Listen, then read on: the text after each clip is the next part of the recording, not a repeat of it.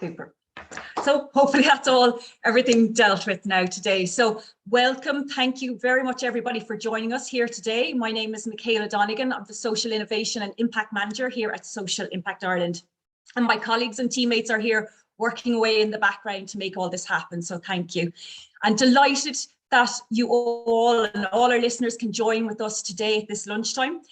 This is our second lunchtime event of the year, and it's part 2 in a series of 6, which will run until June.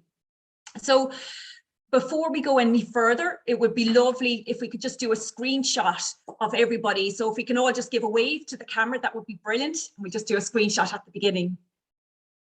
So just for that's brilliant. Excellent. Thank you. And we might just do a few other screenshots throughout the event as well. It's just nice to have them online afterwards. So please feel free to eat away your lunch and make yourself a nice cup of tea and enjoy the next 75 minutes or so of this conversations on profits and transparency within the social enterprise sector. So we're going to be discussing the importance of profits, why profits should be part of the social enterprise business model, and how we can use transparency to demonstrate good use of those profits generated. I suppose the intention is to have an open discussion with our 6 panelists covering everything from definition to mindset, and our panelists, which is amazing, are based in various locations. So we've some panelists from Ireland, Northern Ireland, and the UK on the call. So it's great to get a nice range of voices on the call. So feel free to contact us on Social Impact Ireland Twitter account using the hashtag Conversations of Impact. And today we are also going to use Padlet. So we just introduced this, we didn't try it the last time, and a lot of you are probably familiar with it. So for those who haven't used it before, it's a digital notice board where we can collect thoughts and pop them together on a notice board type vision. So just you can click on the link for Padlet in our Zoom chat and add any comments that you may have throughout the event. Feel free to promote your business, make a remark, or just pop in and say hi. And then we will share this afterwards as a collaborative graphic. So in a few minutes, I'm going to introduce to you our amazing panelists. So we've 6 panelists today. We have Donal Traynor of the Group CEO of Community Finance Ireland. We have Sallie Ryan, Business Development and Marketing Manager with Social Enterprise Mark. And Sallie is based in the UK. Clare McGee, co-founder of Innovate Northern Ireland and the Awaken Hub. And Fiona Callan, founder of Coaching to Be. Emma Connors, of the CEO of Recreate in Dublin, and Michael Maeder, assistant accountant with FoodCloud. So as you can see, we have a nice variation of panelists here today, so some interesting conversations ahead. So following on from this, we will have a 10-minute question and answer session. So please feel free to pop in and answer any questions you may have in the Zoom chat as we go along, and we will get to them later. So like all businesses, social enterprises need to make more money than they spend to be sustainable and viable. So throughout this short lunchtime event, we will endeavour to unpack the areas of profits and transparency. We will discover our attitudes to profits, making money, and our definition of profits. We'll also be discussing mindsets and our attitude to money and income generation. So without further ado, I will introduce you to today's 6 panelists. So welcome to Donal Traynor, Group CEO of Community Finance Ireland, Sallie Ryan, Business Development and Marketing Manager with Social Enterprise Mark CIC, Clare McGee, co-founder of Innovate Northern Ireland and Awaken Hub, Fiona Callan, founder of Coaching to Be, Emma Connors, CEO of Recreate, and Michael Maeder, assistant accountant with FoodCloud. So we're delighted that you can join with us here today, and thank you. We absolutely appreciate your time and getting involved in these important conversations. So firstly, I might just ask each of the panelists to introduce themselves and to tell us a little bit more about your social enterprises before we start to unpack today's topics. So maybe Donal, if you want to pop on and just to give us a little bit of information about Community Finance Ireland, that'd be brilliant.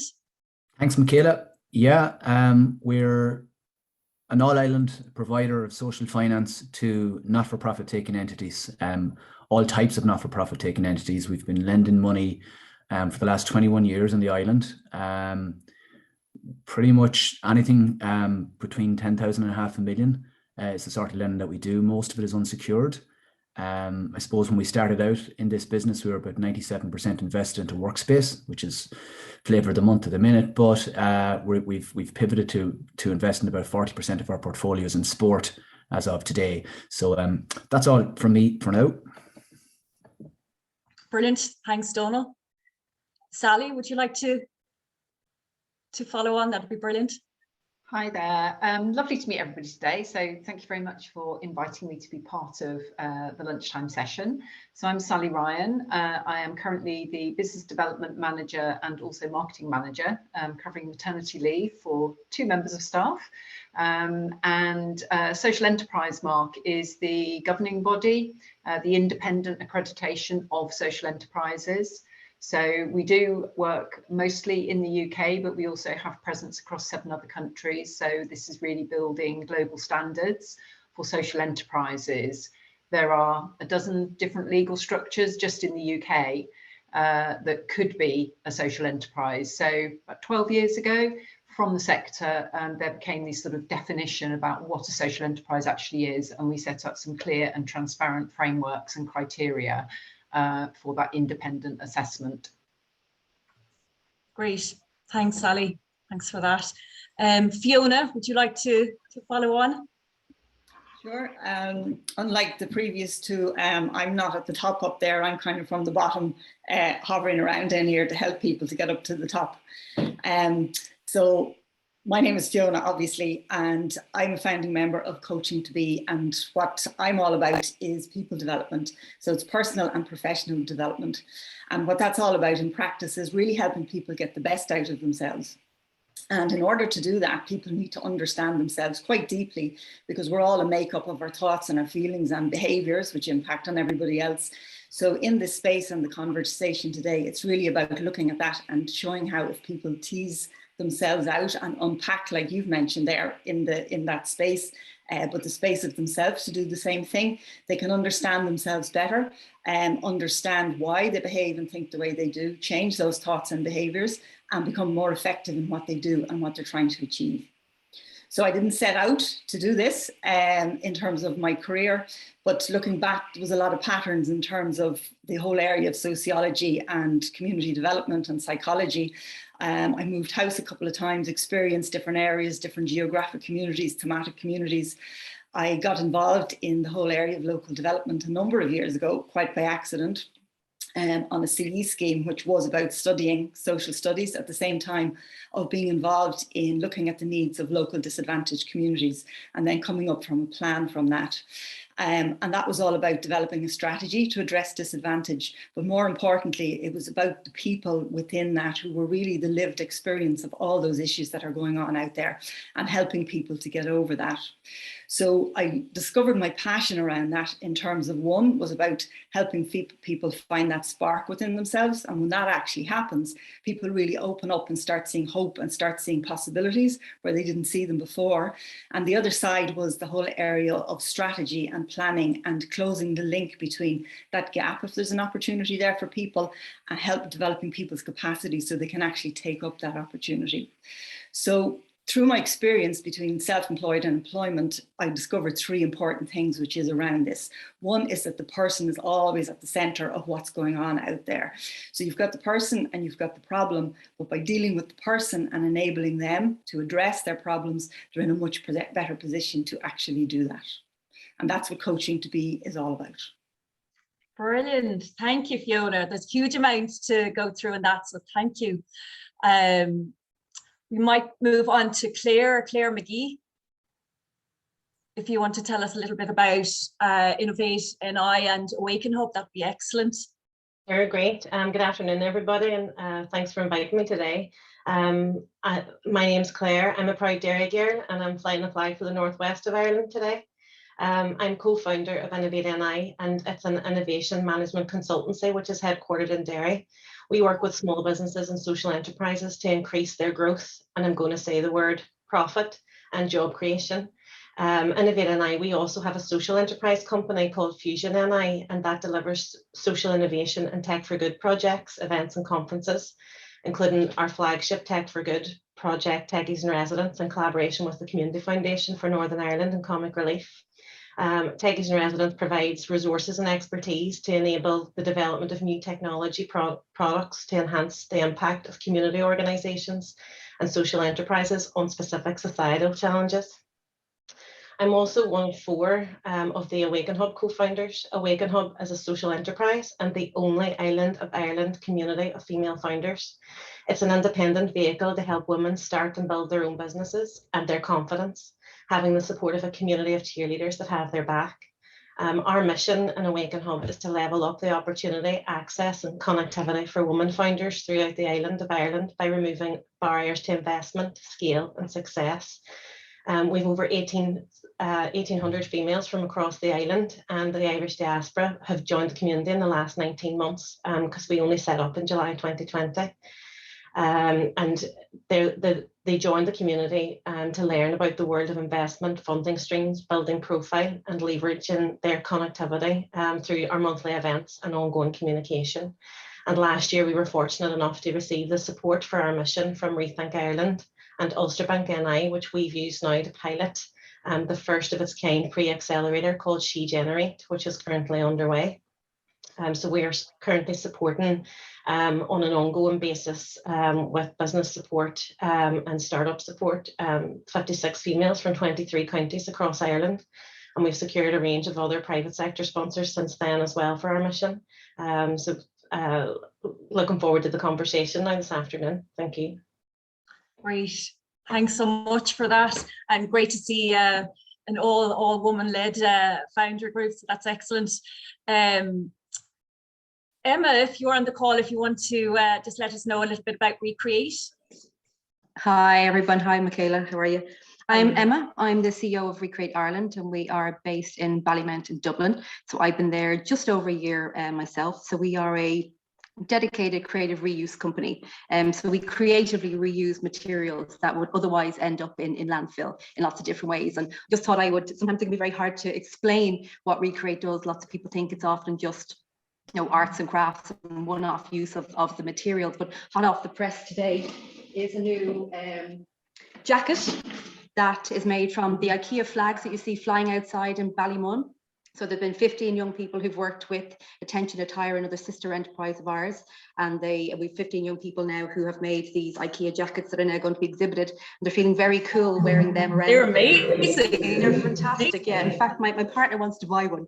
So we do lots of things. Recreate would have started 8 years ago with traditional kind of arts and crafts, using the materials kind of for arts purposes, for early years, for schools, for artists. But in the last year or two, particularly around COVID, trying to look at longer term use of these materials, so that the real endeavour is to keep these materials out of landfill for as long as possible. So to make that happen, we have about 300 business suppliers, from Smurfit Kappa to Dundrum Shopping Centre to Woodies to Dunn Stores, who give us materials, and then we repurpose them, and we have a warehouse out in Ballymount. We have about 1,000 members across Ireland. So like I say, early years sector, schools, families would be members as well, community groups. So they really like the idea of using these materials as tangible creative experiences. So we're also a dedicated social inclusion company, which sometimes can be kind of hard to explain because it sounds like we do creative reuse and social inclusion. But part of when we were setting up Recreate was that it was going to be a dedicated place to try and create employment opportunities for those who might be distant from the labour market, or indeed have additional needs. So, for example, one of our full-time staff has autism, and we have people with different levels of disability work in Recreate. So that idea of actually using this creative industry or the circular and creative company as a way to generate and create new types of employment and new types of full-time work, that's very much at the heart of the company. So the new mantra, I suppose, at the moment is around Recreate, around creatively driving change in a couple of areas. So that's a quick intro. Lovely. Thanks, Emma. And great to see those jackets. Yeah, I know. We're taking orders. We're taking orders. Excellent. The place to start. Michael, if you want to come on, tell us a little bit about FoodCloud. Yeah, certainly. Thanks for letting me be here. Delighted. FoodCloud was originally started by 2 visionary women, Iseult Ward and Eben O'Brien, who saw the problem of food waste and the sort of the contribution of CO2 in the atmosphere.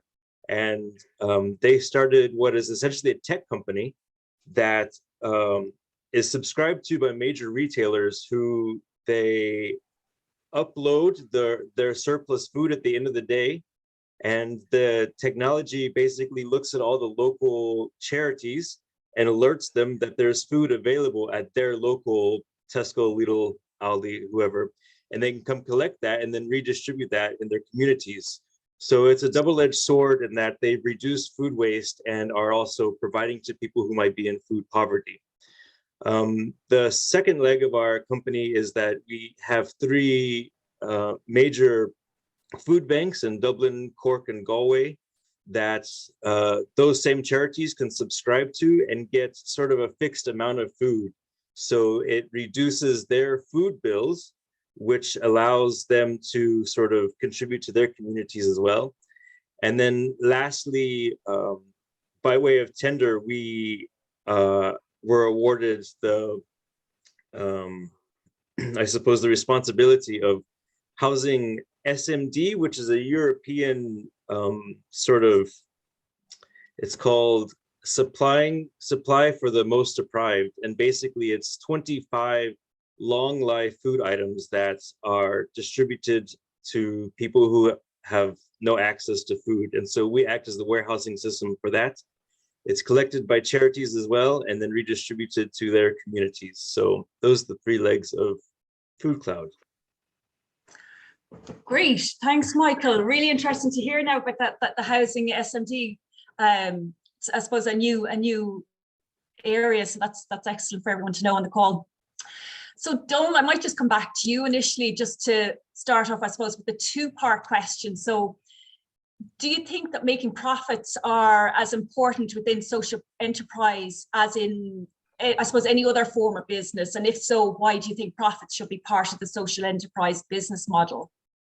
Well, it was an easy question to answer for me, Michaela. I should suppose preface everything I say now with the fact that I'm a Callan man, looking after a financial organisation. So let that not be lost on the audience today. Without a doubt, profit is extremely important for social enterprise. I mean, that's the first part of the question taken. That's my view on it now, and I'm happy to argue the toss with anybody that's on the call that thinks otherwise. But why should it be part then of the social enterprise business model? And there was a number of areas that I kind of highlighted in my head earlier on today when I was thinking about this question. The first one is, and we're looking on the basis that these are social enterprises that are going to generate earned income. So there's a lot of questioning out there in terms of what should or should not be included as social enterprise. So for me, I when I look at social enterprises, so where are you generating your own earned income? You know, and that for me is extremely important. And if we just work on that assumption, then things like autonomy, you know, if you are going to be subservient just simply to grant funding, albeit that it might be for specific contracts that you are delivering on behalf of the state, if that's 100% of where you're getting your money, you are going to be lacking the autonomy that you need to adapt to the changing needs of maybe the social innovation that you're looking to deliver on. So autonomy is the first thing. Concentration risk. Again, if you're not generating profits and other costs come into play during a period of time that you can't adapt to, and you're only sourcing your income from one particular source, and in terms of that there's a very little capacity to increase that by increasing productivity, whatever it might be, you're going to be in a bind as well. So it's trying to mitigate that sort of concentration risk in a lot of different cases. Sustainability is key here. So we want all social enterprises in the world to become sustainable. The only way they're going to do that is by generating profit. It's so important. Because if you're doing everything on a break-even basis, you are completely then running the risk of at the very first hiccup failing at that hurdle. From Community Finance Ireland's perspective, as a social investor, we're looking at these things from a credibility, or even from a grant funder's perspective. You know, people want to back winners. People want back winners with ambition. They're prepared to take a risk at the start, take a punt, so to speak. But the whole thing of credibility comes into question. You know, you want to be able to say, well, look, if I can bring this project to you, and even if it's a conceptual stage, this is where we're going to generate the profit from it. So you put your money, be it grant format or even debt finance, whatever it might be, equity, quasi-equity, whatever it might be, you're going to see that we do have that headspace at the top to be able to make a return to you and invest in our further development down the line. Replicability, now that's some word, replicability. You know, we want to be able to see social enterprises then replicate themselves both nationally and indeed internationally. And if social enterprise is just focused on getting a particular source of grant support from whoever it might be, that is not necessarily going to be replicated on either side of the border here on the island itself, never mind maybe EU sources of grant funds in mainland Europe and what might not be available in America or Australia, whatever it is. So the best social enterprise are the ones that are easily replicated internationally. Then also from a CFI perspective is the whole issue of repayment capacity. You know, we'll come on to the point about in terms of the definition of profit and all that stuff later on, but it's also important for us. I mean, we only look for really three things. Number one is that whoever comes to us has the authority to borrow written down in black and white in their governing rules. Number two is that whatever they do, they're creating social impact at whatever level or however that is measured, but that there is some social impact that's been created. And number three is that you have the repayment capacity. And I mean, if you don't have profit, other than maybe accessing bridge and finance to retrospectively draw down grant funds, I mean, if you don't have profit, the repayment capacity simply isn't going to be there. And that repayment capacity could be from some established fundraising arm of the organization, and that's quite acceptable too. But this is where the earned income and the profit comes into play. And then finally, but certainly not of least important, is that whole idea of future planning. You know, without profits, you're very restricted in terms of how you can plan for future strategic growth within the organization. As I said earlier on, your objectives might have to change throughout, not because of pressure being put on you by external stakeholders, but in fact that the markets need that social innovation that you thought there was a market failure for at the start. You might have fully addressed it, or there may have been other market failures or gaps in terms of innovation that has appeared to you during your journey. So for me, that's why I believe the profit is very, very important in this space. Great. Thanks, Donal. I'm actually going to chance using that word, replicability. It's a good one to know. So I suppose what do you think, I suppose, about the term not for profit? Would you feel that's a reductive label or possibly misleading or unhelpful for people? The term itself is fine, but see, in this space, it's an absolute disaster. Yeah. An absolute disaster. Again, and that's my opinion. And I'm always very, very conscious of stressing that it's not for profit taking entities. So all the organizations that we strive to deal with, we'd hope that they'd be somewhere down the line making a profit or striving to make a profit. So for us, not for profit taking is key. Okay. Brilliant. Versus the not for profit making. Now, the not for profit making, there is a place for them in society too. Charities, community services, social services, stuff that will be perhaps 100% dependent on state grant funding, ongoing fundraising, will never have an intention, perhaps even an ability to generate earned income. That's fine. And let's call that for what it is, but it's not, for me, that's not the space for social enterprise. And I think when people get that clear in their heads, it'll be a lot easier to kind of come to terms with what do we mean by social enterprise in terms. So that's what profit for me is good. It's great. And it always comes down to when it's used to further your impact objectives in a responsible manner. That's what it is, you know. In terms of, we'd have instances whereby in organizations, it's not today or yesterday now, it's a good many years ago, but I would have come across organizations that might have end up at 5,000 or 6,000 or 7,000 euro surplus at the end of the year, and the board, you know, it would be in a flap, and they'd have to donate it to charity, because the last thing that they want anybody to see is that this particular organization has profit at the end of the year, because, you know, there's this attitude that nobody will talk to them the following year if the word gets out that they're making a profit, because hey ho, they're supposed to be not for profit. So there's that whole conversation has been taking place, I'm sure, at local level and indeed national level, but certainly for us, it's the key. Yeah. And in saying that, then would you feel that many people have difficulties like with making profits in the social enterprise space, or is it just an Irish perspective possibly? I don't think anybody today, Michaela, that's involved in social enterprise is an issue in generating profits in terms of wanting to generate profits. I don't think. Yeah. I do remember. I see William on the call here today. I remember years ago we had the social enterprise program through FOSS, and the plan was there. I mean, it was quite innovative, ambitious at the time, and the plan was, for those of you that maybe weren't around at that time, we'll fund a number of staff, we'll give you grant support to kind of get the social enterprise up and running, and over a period of 3 to 5 years, it's that long ago now, memory starts to fail me, but over a period of 3 to 5 years, we'll wean you off the grant, which will be replaced by your earned income. And so, for the first 4 or 5 years, you expect to kind of break even either between the grant support and the earned income, and then eventually the grant support will be taken away from it, and you'll be up and running on your own 2 feet. Great. Okay, so the idea behind that, of course, would be you'll be able to generate profit. That was the ambition. And then it was replaced with the community services program down the line, and the community services program then kind of, for a period of time at least, kind of tended to change the goalposts. So, well, hold on a minute now, guys, you can't really be making a heap of profit here because we're supporting you to this extent, and the private enterprise sector might get a bit annoyed at the fact that we're providing these state subsidies. So stand back from generating, or at least striving to generate, these big profits, and that caused an awful lot of confusion out there in the marketplace. So that's, I suppose, that's what springs to mind first when I think about that, Michaela. It's I think today that conversation is over. It's been had, and everybody that is getting into the social enterprise space is, what's the social innovation? What's the market failure that we're trying to address? But how are we going to, at some point in the future, become sustainable, autonomous, have that credibility, make the few pound at the end of the year that allows us to invest in future strategic development and future growth in the organization, and to be bigger and better, and to be able to handle the downside and the hiccups when they arrive. Yeah, great, Donal.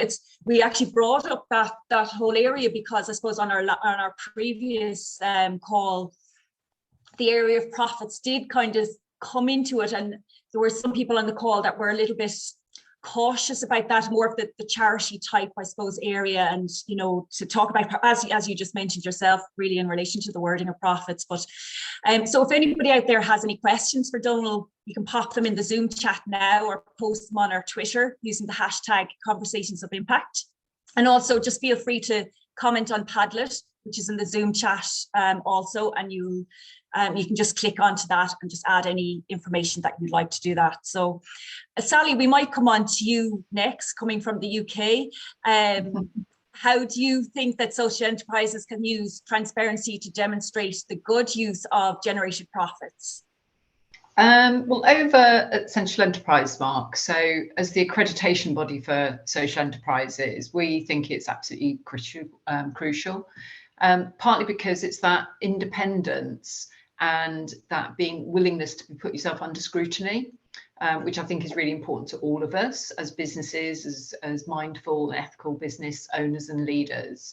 So I think, first of all, just going back to the sort of 3 cornerstones that we use that have come from the sector 12 years ago when this all kind of started. There's a mass of different legal structures. Donal's referred to a few of them.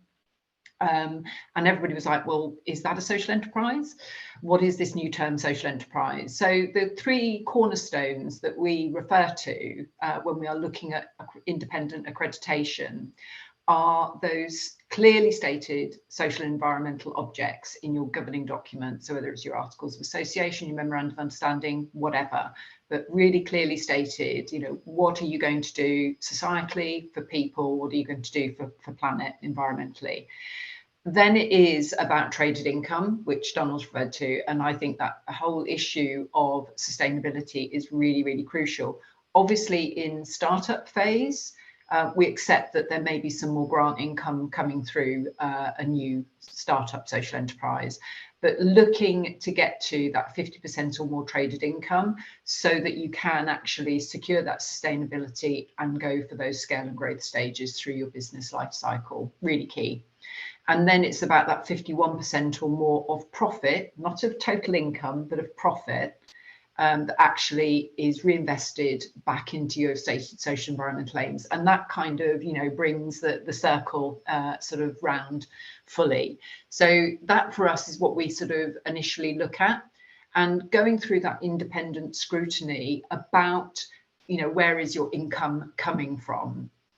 How is it being reinvested? Are you actually doing the things that you say you're going to do? So that independent assessment is really about testing and challenging that walking the talk.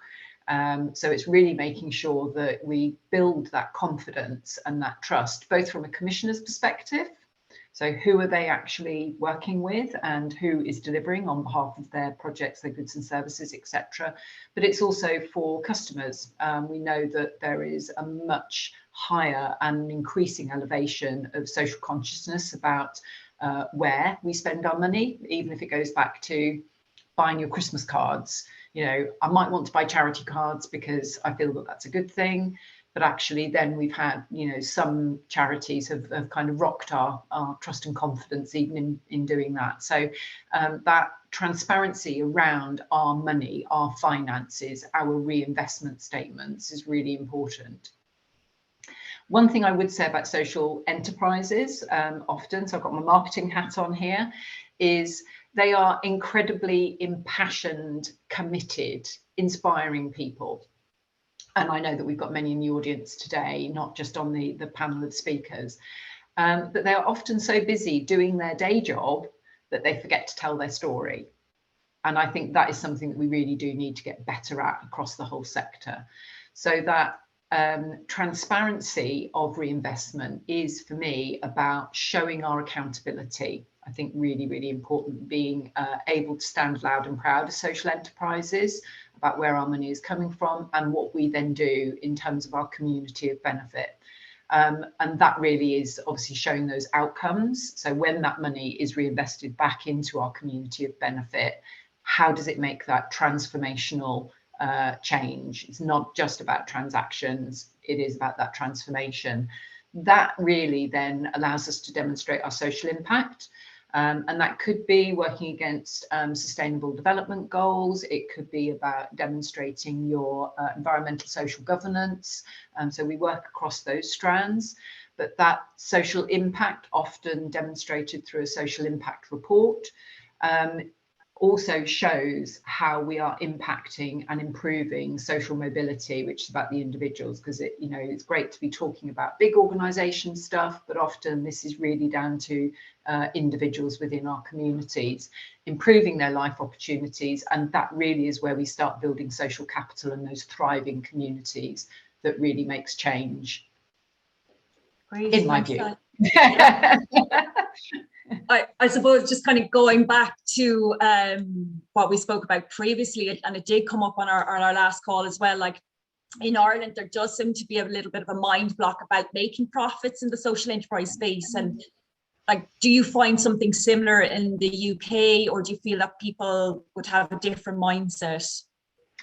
I would say that in the UK, we are simply a little bit further along that journey of education and awareness, perhaps, and different countries and even different localities within countries, you know, have different levels of that understanding of the term social enterprise, of that comfortableness about actually profit. So, you know, we can talk about some of the definitions and the taglines that go under social enterprises that kind of relate to profit.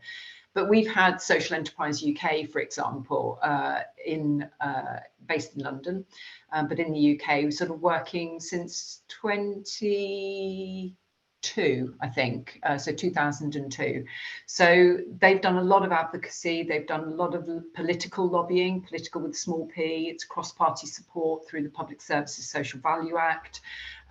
They do a lot of influencing, they lead a lot of national campaigns and now increasingly international campaigns, so things like social enterprise places. So we've had more of that conversation coming through. I would still say we've perhaps gone through infancy, but we're still in the sort of like, you know, moving into the teenage years kind of thing. So we're not at full maturity yet. So there is still a lot of misunderstanding, lack of awareness, etc. And that's our challenge, to continue that education and awareness piece. I think it's really important that when we have look and explore that blocked mindset that you referred to, about having clarity about charity and social enterprise. So charities are non-profit making in broad terms. They are grant dependent.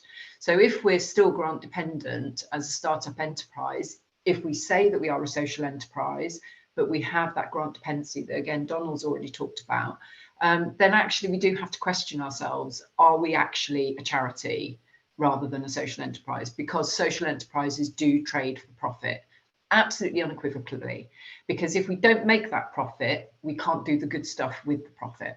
And that is, I think, a really clear statement that I hear in our sector across the UK and also the international social enterprise organisations that we work with.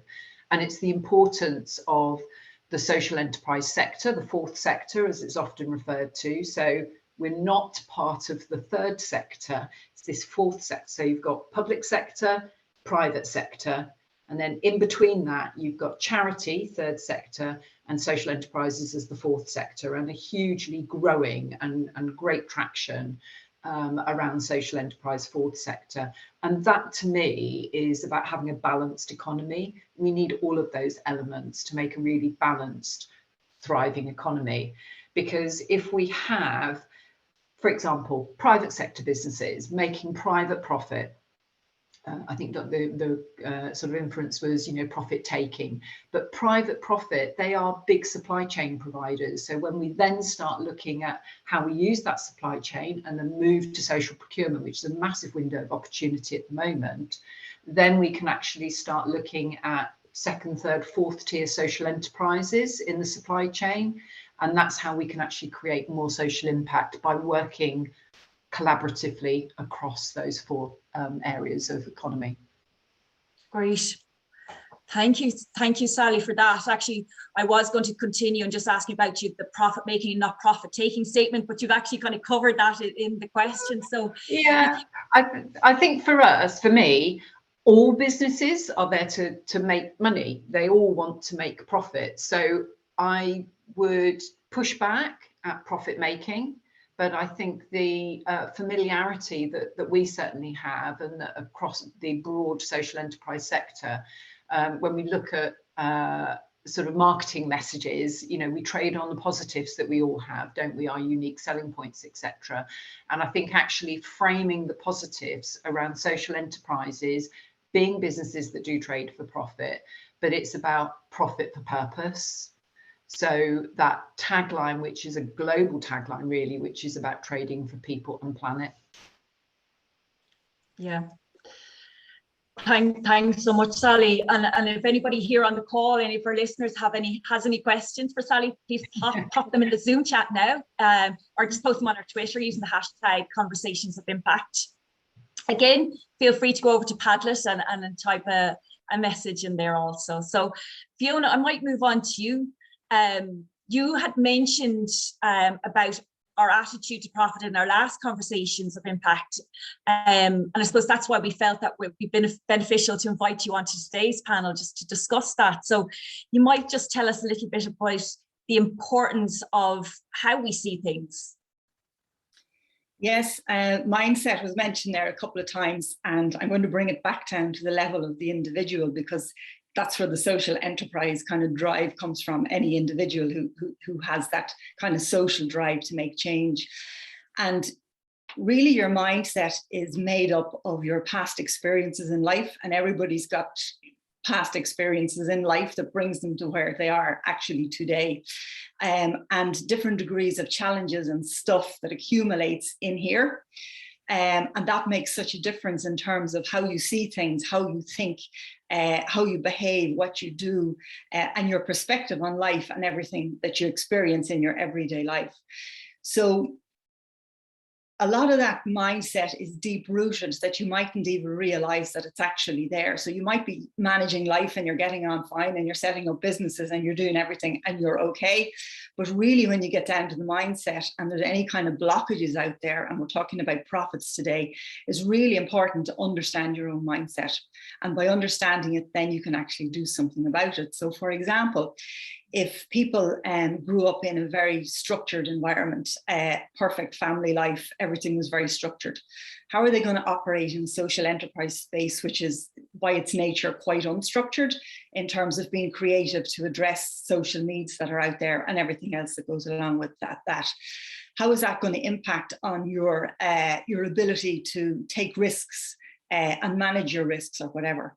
Or if you grow up in a household where you were kind of disregarded, which is a deeper kind of a thing, and made you feel unworthy, are you worthy of earning a profit or making money or receiving a profit or being thankful and being able to be thankful for actually earning a profit and what you might do with it? So there's so much that goes on there on a much, much deeper level. And that's not just saying this is all easy to get over. Some people have much more difficult challenges than other people to have. But the starting point is actually being aware of that, just knowing this is the way I'm thinking. Do I agree with my thoughts? Do I not agree with my thoughts? Well, actually, no, I don't. And I'm going to do something different about them or change them. And that comes back to the actual language that we're using. So on a personal level, if you're noticing your thoughts and you're saying, no, I can't do this, or really, I don't know how I'm going to do this, or I'm never going to do this, it's important to change that language to be in a more positive language. And that does take a little bit of work, because you have to get down to the root of it, of why it's actually there in the first place. But the language also in terms of, I know that was mentioned at the beginning by Donal, in terms of the not-for-profit. At the beginning, when I was introducing myself, I had originally going to be saying I worked in the not-for-profit area for many, many years. But when I was thinking about it last night, I was even going to change it to something positive, like spending is a much more kind of energizing word, or a more positive one. So is it like spending for good, or investing for good, or spending for positive impact, or whatever that might be? So the language is so important. And I think I just heard there from listening to Sallie as well, that I think there's definitely a difference in cultures and the mindset of culture. So if you're looking at Ireland, and I know, I think it was Fiona that put in the chat there about profit is a taboo subject, but that comes back to all that mindset and your experiences in life and the impact of that in terms of what I was referring to there, to teasing that out with a view to getting people in a really good space so they can start managing themselves and their business in a much better way, a more effective way. So I suppose in saying that, are you thinking that there's a direct link, I suppose, between our relationship with money and how we view making a profit? Yes, I think there definitely could be. And I think the main point to try and get across today is that self-awareness and the awareness of yourself. Because if you understand yourself much better, how you think, why you feel the way you do, why your emotions come out the way they do, you start to unpack it all, like we said, you have a much deeper understanding of yourself. And from that, things become much, much more clear of why you want to do things, where you are in life, and what's actually driving you. And then you become creative when you get that freedom to be in that space to do that. You become more creative, you start seeing possibilities, and things do become possible to do. And then you start seeing how you can actually move forward. You might not always know how you're going to get there, but that's okay too. At least you can start getting into a good place where you can see where you can get to. But in the social enterprise space, there's a little bit of a contradiction in terms of there's the kind of the impact you want to achieve through social good, and that's the kind of giving space, and that comes from your heart, really. It's something you want to do, you want to give and see good for others. And then you've got the kind of the commercially viable space, which is more about your head in terms of I need to make a profit, I need to get an income, I need to spend, I need to do whatever I need to do. So that's a little bit of a contradiction that's in there. And then you can have so many contradictions within yourself and your own thoughts. So again, by peeling them back and just becoming aware of them, making sense out of them. And when you start making sense out of them, yourself in the middle of it, you can start making sense out of the world around you as well. And again, in the social enterprise space, it's not just you in there, because I was coming from the perspective of associating with accumulations of wealth in a negative term, in terms of not a very social impact in terms of what people might do with those wealth. So that's kind of a deep ingrained thing I think a lot of people in Ireland maybe have, and lots of other places as well. But there's also the other side of it. If you're, I've seen on boards and committees where people like to accumulate money and then they have an issue about spending it. It's like they have to hold on to it and keep themselves safe and not actually use it. So again, it just comes back to that awareness. And the more somebody's aware of themselves in the middle of this social enterprise space, the more they'll be aware of what's going on around them with other people as well. And then that gets them into a place where they can manage it better. Lovely. Thanks for that, Fiona. And if anybody on the call has any questions, please pop them in the Zoom chat now, and obviously feel free to use Padlet also. So Clare, I might come on to you, and thank you so much for joining us from Northern Ireland today. What would your definition of profits be? Just it's already been covered off by the three great panelists before, but I've always said, just like Donal, you know, it's profit making, not profit taking. It's what the social enterprise does with its profits that sets it apart. You know, so if you reinvest in your profit for positive change or to enhance your impact, then profit isn't a dirty word and shouldn't be thought of as a dirty word. It should be. And a lot of people use the word surplus rather than profit just to make themselves feel better. But again, I always think even as a social enterprise, they should be thinking like they're a commercial business, because at the end of the day, you still have people to pay, you still have overheads to pay, you still have to drive your social mission, whereas commercial businesses are driving their business mission. So there's really no difference. Yeah, that's good.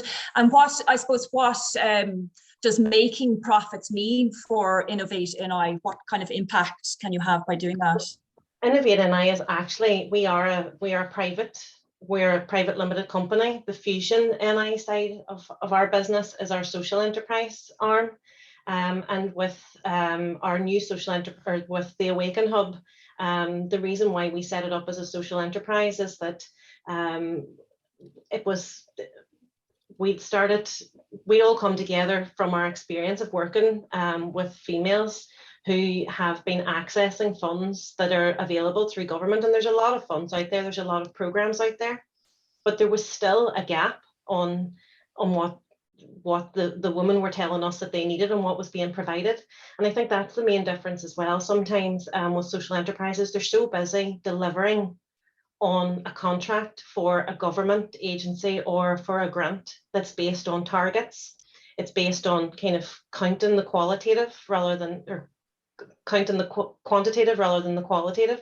But sometimes it doesn't actually matter about, you can't be reactive and flexible in your delivery because you're so busy delivering to what you maybe put into a funding application 3 years prior or 2 years prior, and the environment has changed, people have changed, things have changed, and the funding doesn't really allow you when you have a letter of offer to be that reactive and to reinvest the money that you're given into where it's needed. Sometimes you're kind of stuck just delivering a program because you said you were going to deliver a program. So that's why we wanted to set up Awaken Hub independent of government, that we could deliver what our female founders needed when they needed it, and we could be reactive to their needs on an ongoing basis. And interestingly, even trying to find kind of sources of funds to enable us to do that, because we all do it on a pro bono basis. So enabling us to access funds to help startups has been very difficult. We were very, very lucky to secure money from Rethink Ireland, which was unrestricted. It was allowing us to develop and pilot what kind of a business model that would work in order to develop the Awaken Hub community further. Great, thanks Clare. And if you've anybody on the call has questions for Clare, you can place them in the Zoom chat now, or just post them on our Twitter account using the hashtag Conversations of Impact. Emma, I suppose prior to this event, we just had a short conversation, and the area of bonuses within social enterprise was brought up. Yeah. Would you like to tell us a little bit more about that?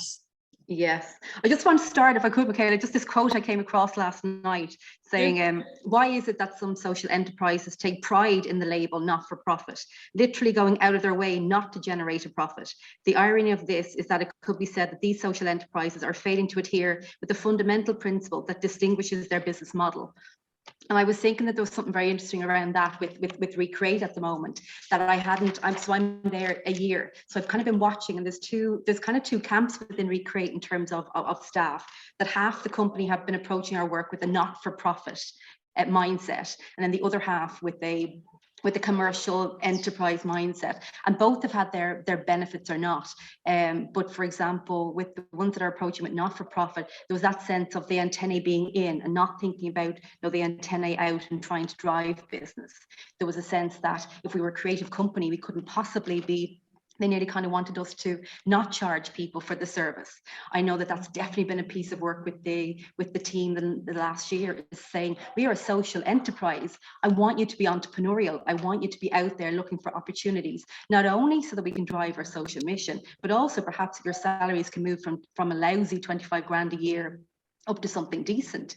And I think that shift in thinking is really starting to happen. And even talking to staff saying, well, rather than thinking of yourselves just as artists doing arts and crafts, if we were a Deloitte and we were creative consultants and we really see value in what we're doing, what would we be driving then? And that if we absolutely believe that our mission, that there's a purpose to what we're doing, then why are we not selling it?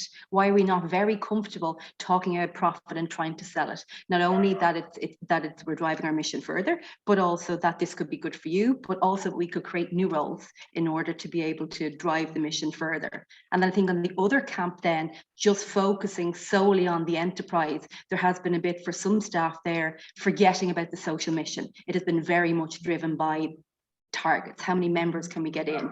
So one member of staff when I joined Recreate was on a bonus structure, and that bonus structure was, how many new members he could bring in, and that's fine. That's what he was told to do, and it's fine. But that's one member of staff and nobody else. So one person is kind of thinking entrepreneurially as an enterprise, and then like the creative side are not getting any of that benefit, but also still their mindset is in the community development space or the NGO space. And so maybe should there be bonuses for everybody or not? Should there be a bonus structure if you manage to keep our members? Because if you keep our members, then that means that you're further driving the mission. If we're just onboarding people, but then they don't stay with Recreate, then we're not really satisfying our mission. So I think that the bonus structure in Recreate hasn't actually worked the way it was kind of set up and designed, but actually in fact that it could. And I think to Fiona's point earlier around the mindset, I think that and that transparency that Sallie talked about, they're two of the core things I'm trying to do in Recreate now. So full transparency with the staff. They know everybody has now been trained up on zero. Everyone knows exactly what money is coming in and out. And there's a risk in that because you want to, as CEO, sometimes hold all that information and power. But if I want us to be really entrepreneurial, then my hope is that by having everybody on board and really seeing the figures and then really thinking about the opportunity, this might be of benefit to everybody. So that kind of transparency, and also the mindset. There's no point in me driving an entrepreneurial mindset if the staff aren't there. So that's the big piece of work. That are we all absolutely clear on? We are a social enterprise. We're not an art centre. We're not a community group. We're an enterprise. And that doesn't mean that we're going to be on crude targets and losing the mission. But be hungry, hunt for business, create better salary for yourself, create new opportunities. So that is definitely, there is trying to find that sweet point or that sweet spot at the moment. And I was kind of drawing it out earlier on saying, God, that's what it is. One camp here, one camp there. And I think there's a massive potential for unlocking sustainability and real profitability for Recreate if I can get the team on board in that way. Yeah, that's a hugely interesting direction for you all to be moving in. Yes, Absolutely. And it's hard. I definitely know that when I started, because my background was in social work, and then I worked in an art centre for 12 years. And I definitely said at the beginning, when I know it was COVID, I arrived in COVID where our reserves were absolutely hemorrhaged. No, cash flow was really tough. And in some ways I had to be about, well, is this bringing in money? Are we getting enough cut out of this? Which was kind of alien to me. And I will admit that at the beginning, the first couple of months, I was tiptoeing, saying, well, look, normally now, if it wasn't for COVID, you could do that bit pro bono, or I wouldn't be asking you, is this making enough money? And I was tiptoeing. So for me, it was a dirty word. But now, as I'm there a year, and maybe that sense of that Recreate now is, when I mean my company, I mean like we've reopened, I've embedded myself, I have a sense of what we're about and the team. So now that I have a handle on that and what the opportunity is, it's like this game-changing rethink about what profit means. And what it absolutely is forcing us is that we also have to be open to saying, if we're not prepared to really drive and sell this, then what are we in business for? So is it just so that we're creating livelihoods, or is there an actual social mission? And I know your very first question to Donal was around, like, what are the benefits and of looking that way around profit? And for us is that, for me, if I get the staff thinking about profit, that means that they can be making their passion projects happen. That means that we can be able to scale and grow. That means that we are constantly looking out for new opportunities, that we can partner with other social enterprises or whatever to make even better projects happen, or different kinds of projects. So the profit for me is something that I am putting a really warm slant on. This is a good thing, not only just to keep us open, but then the lateral thinking skills improve, the collaboration improves. So that, for me, when you've been asking everybody what's their definition of profit, for me, it's opportunity. And we are a creative company. So Mother of God, let us look creatively at the potential of Recreate. So yeah, so that's where our head is at. But it's not easy. Yeah. No, not at all. Thanks, Emma. And again, if anybody has any questions for Emma, pop them in the Zoom chat now. That'd be great. So Michael, we're going to finally come on to you, and delighted that you could make it here today. Brilliant that we have FoodCloud on the call. So I might just ask you something a little bit similar. So I suppose the first question would be, does FoodCloud make profits? If you would have asked me an hour ago, I had a really good question or a really good answer. But after hearing everyone talk, I don't know if I have a good enough answer, because I think my mindset has changed over the hour. If you were to look at our finances, you would see a surplus. That certainly happens, like Claire said earlier. But then when you actually look at what we are offering to the retail partners and the charities, our product does not make a profit. We're still subsidized by grants and donations. And so in that case, like, no, we don't make a profit, unfortunately. We're in a weird place because our technology is used by private companies who are very wealthy, but they're always trying to maximize their profits. So there's only probably a certain amount they're willing to spend on things that contribute to greenhouse gas, or things that aren't making them a profit. And then on the other side, we are we're contributing to charities who they don't have a lot of income. They can't spend a lot of money on our services to them. And so I feel that FoodCloud might be a little bit trapped in trying to become autonomous, because the people that use our stuff don't necessarily want to, or are able to, spend a lot of money on it. A thought that I've had is that we, like, saving the earth is currently not a commodity. No one gets anything out of it, at least in the short term. You can't put it on your mantle and look at it. You can't own it because it's too big.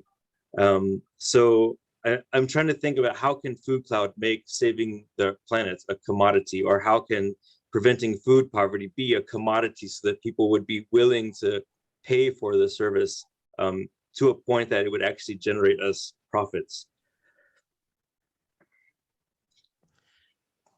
Great, thanks, Michael, for that. I suppose has the area of bonuses ever come up in FoodCloud, or something like that Emma was discussing there?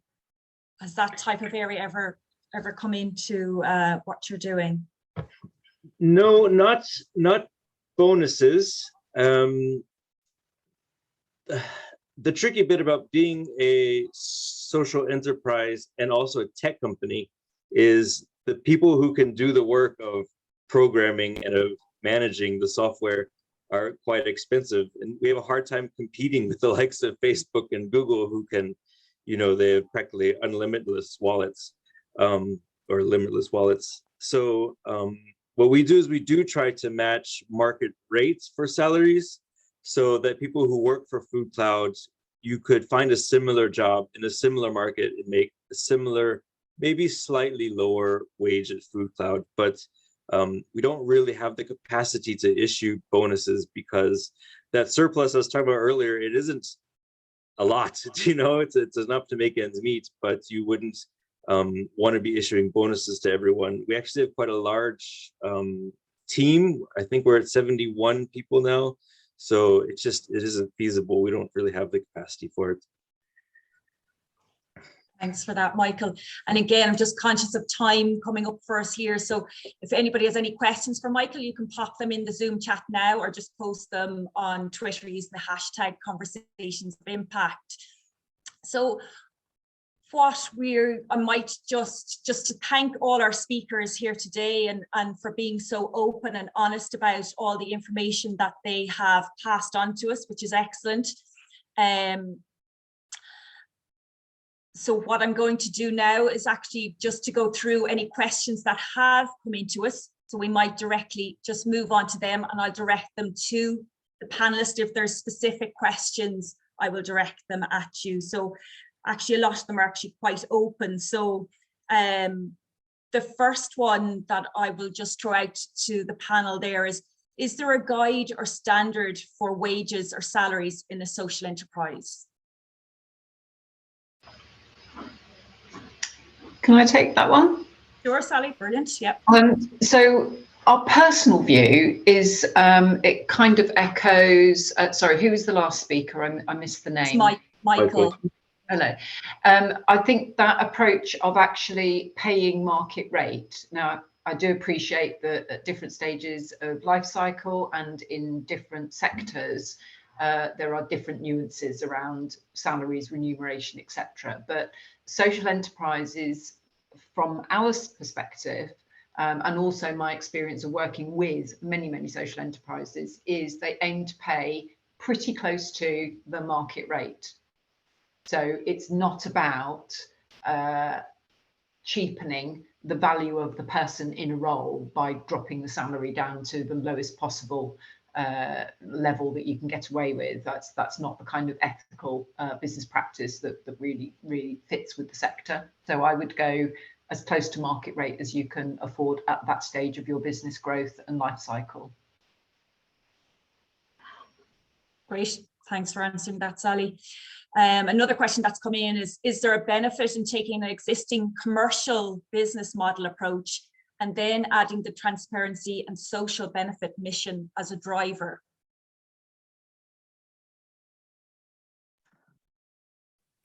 I suppose my view on this one, Michaela, would be for social enterprise, it all starts with the market failure first. How do you address that market failure? And if you can build on a commercial business at the back of that. But I think the social innovation has to be the driving force as opposed to the other way around. Personally. Yeah. Thanks. Would any of the other panelists like to come in there on that one? I think we have to be mindful that social enterprises, regardless of the legal structures, and there certainly, sort of even just in the UK, a dozen different legal structures that you might be a social enterprise, limited by shares, limited by guarantees, all comes back to those cornerstones that I referred to. And I think ultimately it is about having that social and environmental driving factors that have to be key. Because otherwise you're potentially a private business that is an ethical business that is doing some good stuff, but you are a socially conscious business. You're not a social enterprise by definition. Yeah, Something for us at the moment, Michaela, I suppose it's a side point. So obviously Recreate has a relatively new board. Most of them have only been there a year, like myself. Obviously they all joined when it's COVID, so it's the worst financial position for Recreate, which had been financially in much more stable position pre-COVID. But a question I had written down for myself last night, because we're going through a new strategic process. So my experience with the board at the moment, it's been dominated by money, just to see, can we stay open? So in some ways I feel like not that that's our relationship, but it's all about, can we make money? Forget about profit, but can we make money? But the question I'd written down is like, so does being a profitable business mean that Recreate has to show consistent profits every year? And in some ways, I don't necessarily want to create that precedent, because you wonder then, does the social mission, will that drift as we go along? Could I say, for example, that in 2023, we're absolutely driving profit, but in 2024, the focus is more on a particular mission or a particular social impact project that we want to focus on? But you don't want to be hearing in 2024 the board then coming back saying, well, you didn't make profits. So that for me is quite interesting around, where do we find that balance? And can there ever be a time that one is weighted more? So that was just something in my head. Lovely. Another question that's come in is, I have a startup digital health app called My Moves Matter, which is to empower women with Parkinson's disease to live their best lives. I wish it to be a social enterprise, as my vision is to expand to other neurological conditions that affect women. In order to do this, it needs to be a commercial model to fund the development. However, I want to ensure the social vision is kept. Someone mentioned that this is doable as long as it is in your governance, etc. Do you have any experience in similar life sciences companies, and what advice would you have on this, please?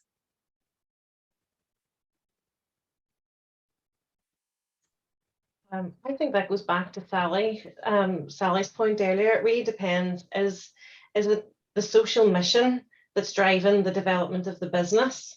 Because remember, when you're a social enterprise as well, you are, as Emma had mentioned, you have a board of directors who are driving, they're driving strategy, and you are no longer, if you're a startup business, you're no longer the main decision maker behind the business either. So it really depends on, if you want to have control over the business, but you have a social purpose. You are a for-profit business that has a social purpose, but you may not necessarily be a social enterprise. So it's really getting the mindset right of why is it that you are why is it that you are starting out this business, and what is the driving force behind it? Is it that is it about making profit, or is it about the social purpose of the business? Great, thanks, Claire. Do any of the other panelists want to add anything there?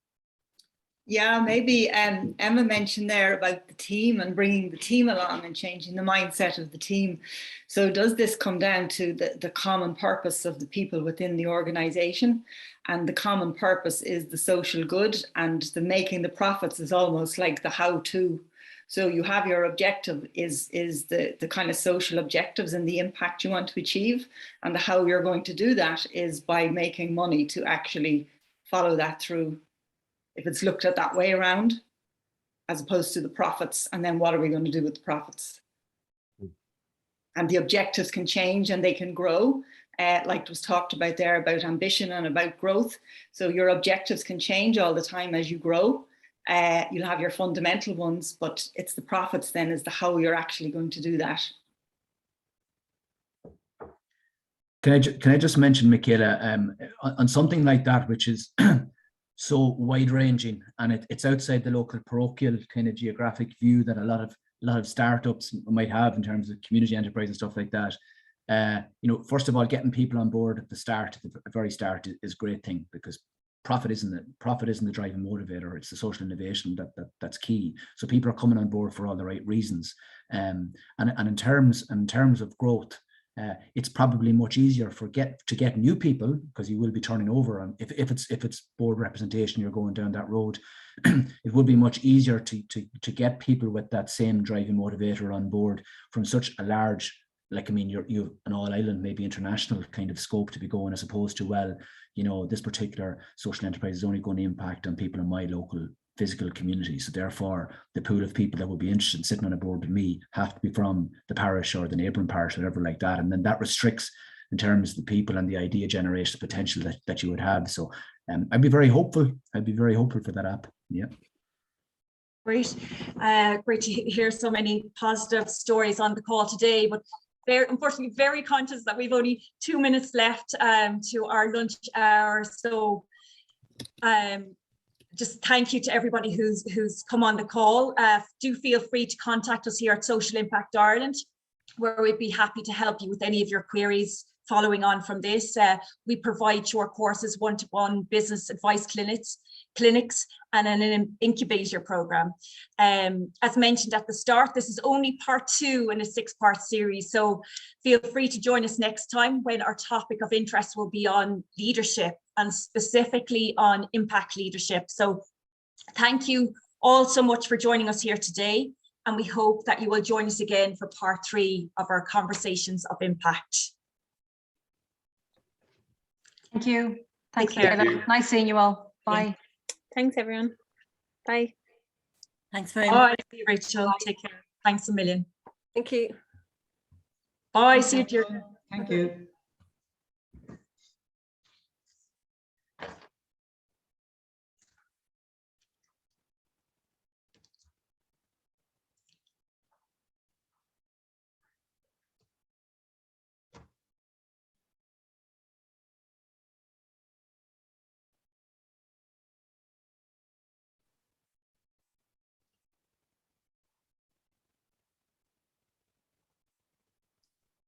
And it's a wrap.